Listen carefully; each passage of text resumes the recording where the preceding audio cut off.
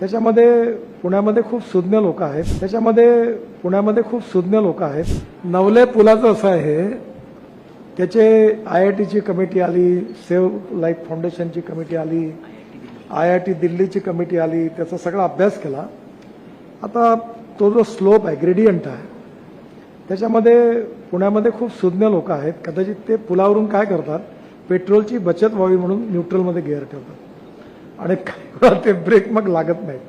त्यामुळे त्या स्लोपचा ग्रेडियंट जो होता तो आमचं सरकार यायच्या आधीच 2013 ते डिझाईन मंजूर झालं होतं. पण आता जे मी सांगितलं मगाशी की पुणे ते सातारा जे नवीन करणार आहोत त्याच्यामध्ये तिथे एलिव्हेटेड रोड आहे.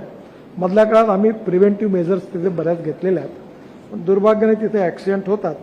आता वेग मर्यादा आहे, व्हेरिएबल मेसेज साईन लावले आहेत, RTO पोलीस विभाग स्पीड गनद्वारे स्पीड चेक करतात आहे, स्पीड कॅमेरे, VMS, वेग तपासणी, 60 किलोमीटरची वेग मर्यादा, स्थानिक भाषामध्ये त्याचे न्यूट्रल मोडवर चालवू नये, बचत करू नये पेट्रोलची.